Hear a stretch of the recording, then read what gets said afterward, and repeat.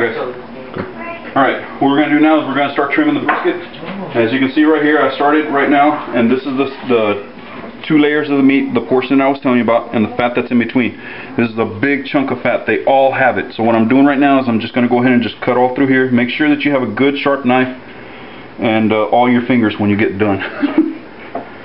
Get that out of the way. I like to get all this membrane off also, because if you don't get this membrane off, what happens is the meat becomes real chewy, and you don't want people to be chewing on that meat like that. If that makes sense.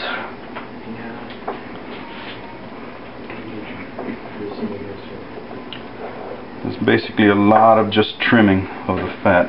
Now a lot of people do it a different way. This is the way I like to do it. I like to make sure that all my brisket is well cooked. I like to make sure it's got as less fat as possible. So we're eating more meat than we are fat.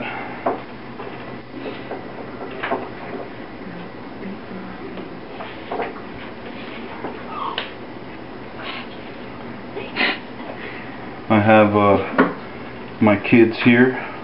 I have my niece, which is a vegetarian, and she's grossing out with this. It's okay, it's not my preference. Say hi, guys. Hi. You guys are on YouTube. Yeah. I'm not from here, I'm a dog. Not the first time. No, I'm kidding. 7 years vegetarian. Alright, so what I'm doing here is I go ahead, I got this pretty much done. I just need to trim off over here on this edge. Damn sport.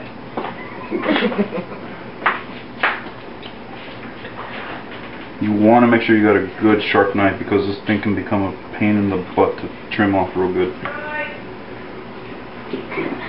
Take off a little bit of the meat, it's okay, it's no big deal.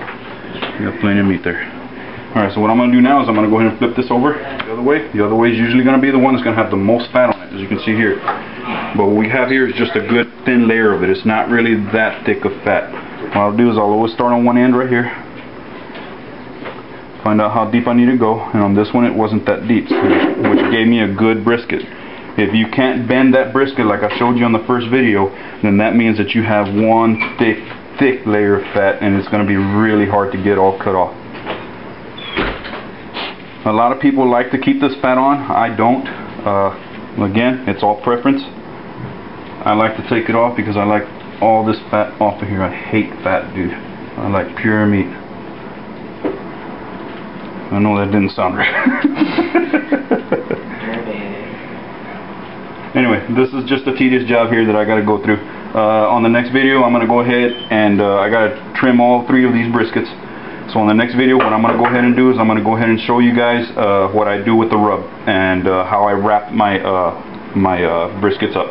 Okay? So we'll see you on the 3rd one. Peace out.